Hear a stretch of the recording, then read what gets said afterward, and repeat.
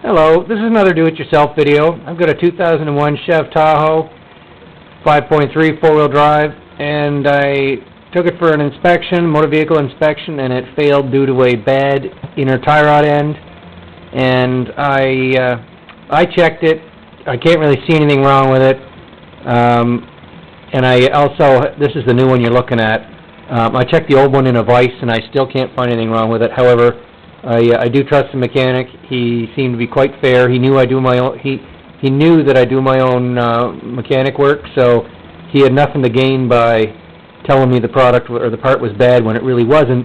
In fact, if anything, it's going to cause more work for him because he's going to inspect it when I bring it back. So, anyway, I do believe the part was bad, even though I can't replicate the failure. So, this one of the problems with doing any kind of steering work is that very often you need to get an alignment done afterwards to make sure that your front wheels are pointing in the direction they're supposed to. Because if they're not pointing in the right direction, they will prematurely wear out a tire in very little mileage. Your fuel economy will go down, and it'll also be hard to steer. So there'll be some safety factors there. So what I'm going to describe is a method of replacing this without having to go get an alignment done. There are several videos on the web that talk about how to replace the outer tie rod end.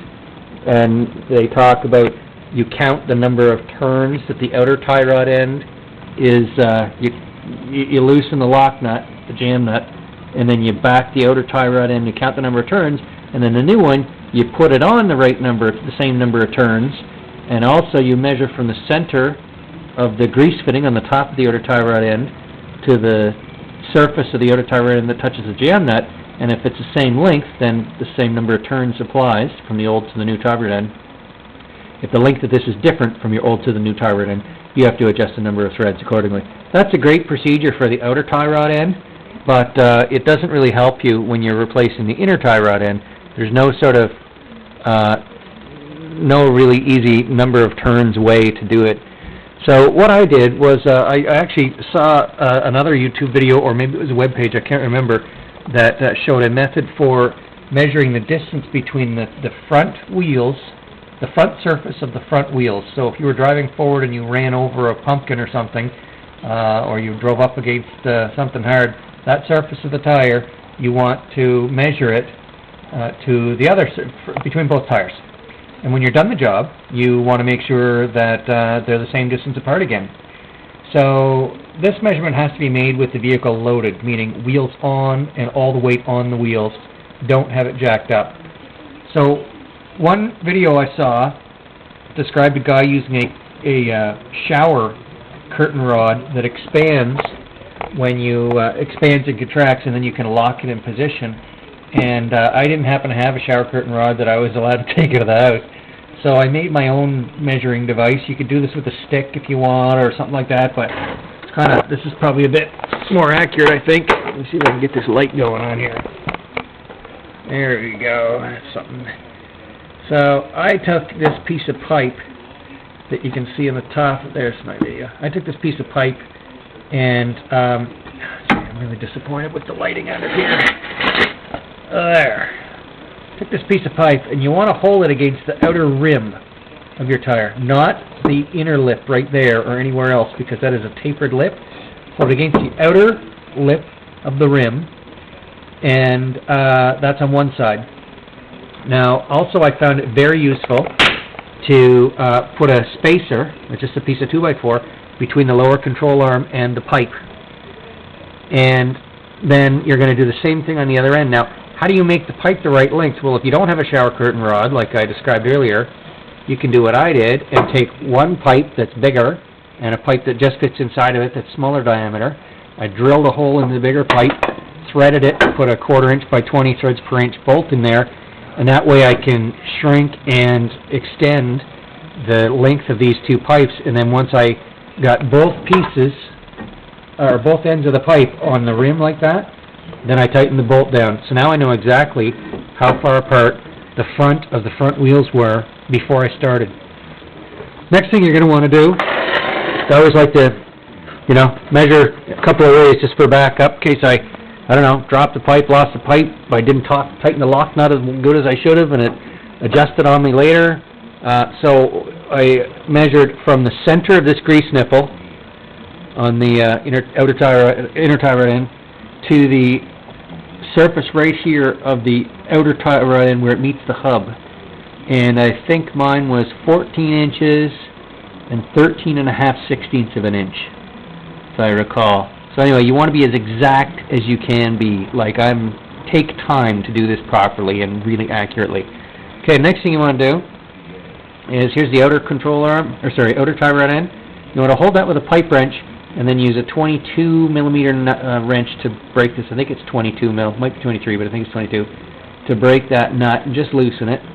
And then you want to take this bolt off here and smack the hub with a hammer so that it causes the outer tie rod end to spring up. It's a tapered tie rod end. The shaft kind of starts big and goes smaller as it kind of gets smaller as it goes down into the hub. So you hit it here and it should just pop up. If it doesn't do that, you can try to bang it with a hammer here. It's not really meant to come off that way. The other option is you can use a pickle fork and drive it between the hub and the outer tie rod end. Problem is you'll destroy the boot if you do that. And so if you're going to reuse the outer tie rod end, you don't want to use that method. You could try heat. The other challenge I had was when I was taking this nut off, the whole tie rod end, the shaft, was spinning inside the hub, which I've never experienced that before, and that makes me think that maybe the nut wasn't really tight to begin with, and it's possible my hub has worn due to that tie rod end vibrating. I hope not.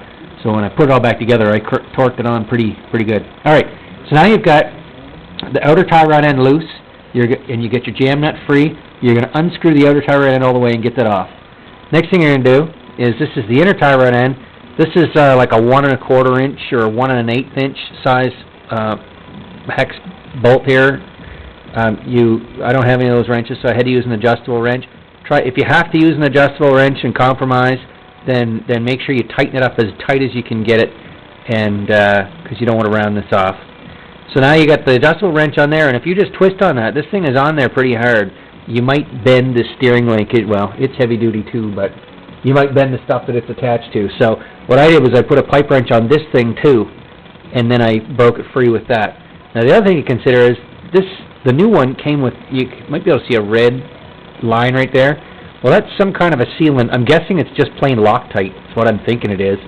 And so I used a torch to heat this area and heat it up pretty good. I tried to get it off, couldn't get it off, so I used a torch, heated it up, and then poof, it fell right off. Now to avoid catching the truck on fire, I had a piece of aluminum or not aluminum, but galvanized flashing. Yeah, you probably can't see it in that bucket. Anyway, I put it above this whole mechanism so I could really put the torch on it and not worry about catching anything on fire.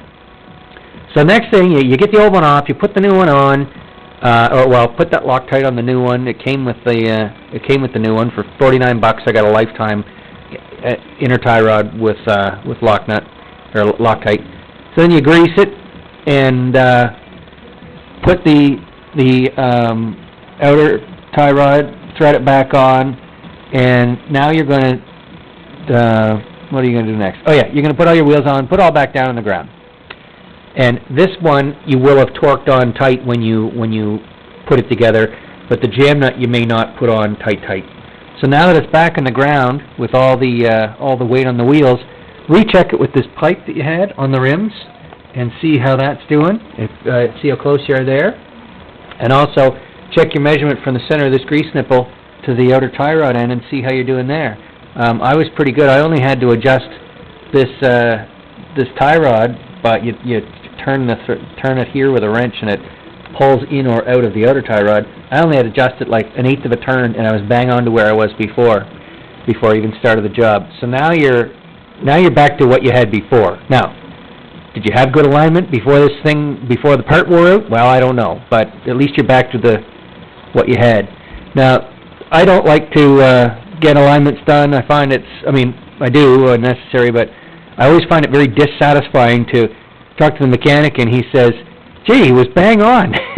Checked it all, and $80 later, he says, "Oh, nothing was out of adjustment," and it's certainly no slight on the mechanic. I mean, that's great that they checked it, but I always feel I wasted my money unless the person says, "Oh, it was way out."